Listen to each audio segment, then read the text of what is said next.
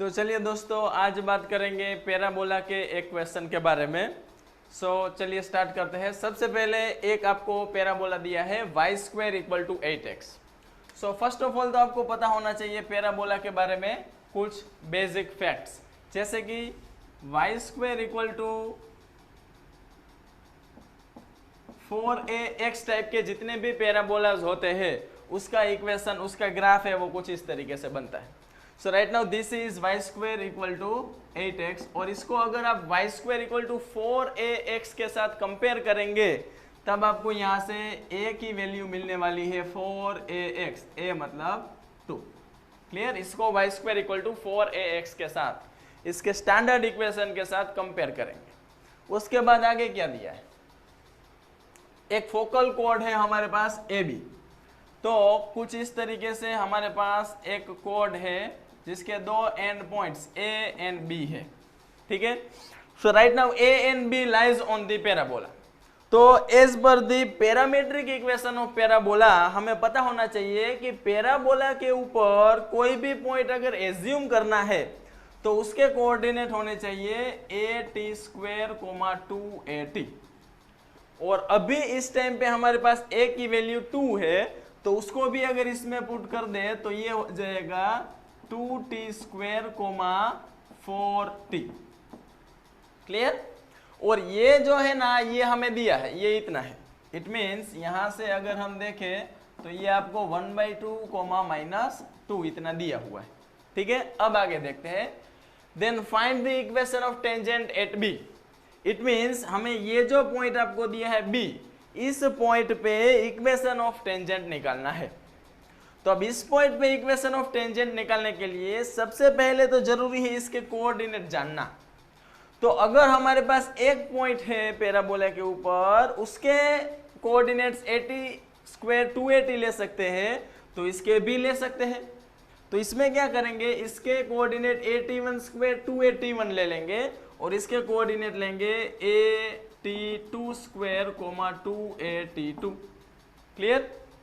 और फिर वापस यहाँ पे भी अगर हम a के प्लेस पे वैल्यू पुट करें 2, तो ये 2 2 4 और यहाँ x कोऑर्डिनेट में 2 ऐसे हो जाएगा। फिर सबसे इंपॉर्टेंट बात, फोकल कोड के लिए आपको पता होना चाहिए कि t1 × t2 = -1 होता है। ये सबसे इंपॉर्टेंट बात फॉर दिस क्वेश्चन।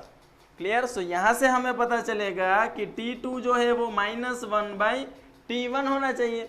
तो अब जो t2 है उसकी जगह पे मैं ये वैल्यू अगर पुट करूं तो कैसे होगा, तो यहां से हमारे पास 2 t2² हो जाएगा 1/t1², तो 2/t1², 4 तो एज इट इज है, बट t2 की प्लेस पे हम -1/t1 पुट करेंगे तो ये हो जाएगा -1/t1।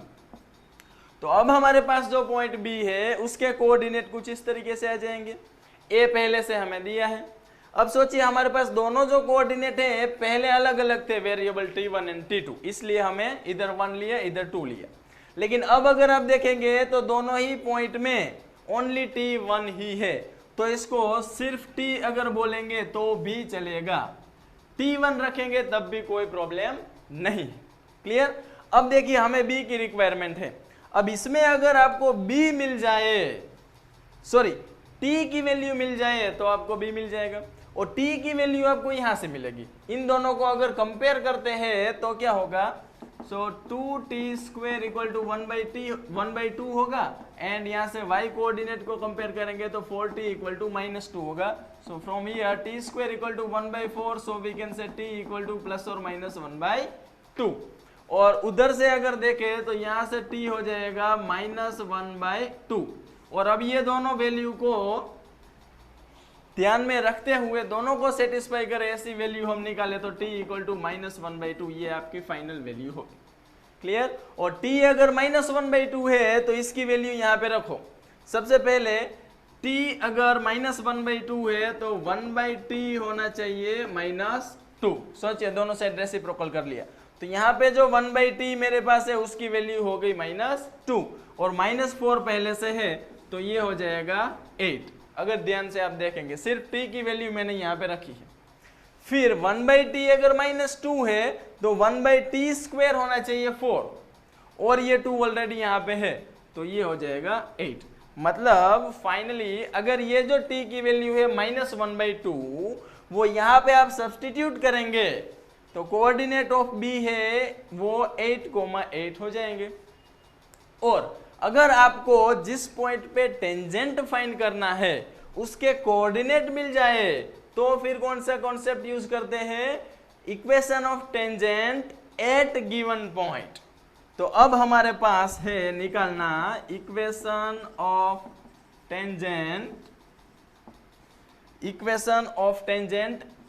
8,8, और ये आपको पता होना चाहिए किसी भी पॉइंट के पास टेंजेंट का इक्वेशन निकालने के लिए जो कर्व होता है y² = 8x, इसमें कुछ चेंजेस करने पड़ते हैं।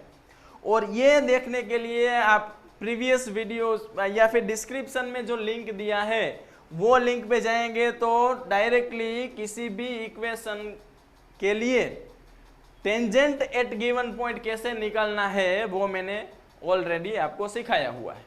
क्लियर? तो अभी आपको चेंजेस करने होंगे दो टाइप के, y² को y1 से रिप्लेस करेंगे, और अगर इसमें से 4 में हटा देता हूं तो अब यहाँ पे 2x रहा है, और 2x को हम रिप्लेस करेंगे x + x1 से। और x1 y1 क्या होगा, जिस पॉइंट पे आप इक्वेशन ऑफ टेंजेंट निकाल रहे हैं वो। तो अब x1 y1 अगर आप पुट कर देते हैं then this will be 8y = 4x + 8, so finally 4 × 2 = 8, so 2y = x + 8, and final equation is x - 2y + 8 = 0, and this is our answer.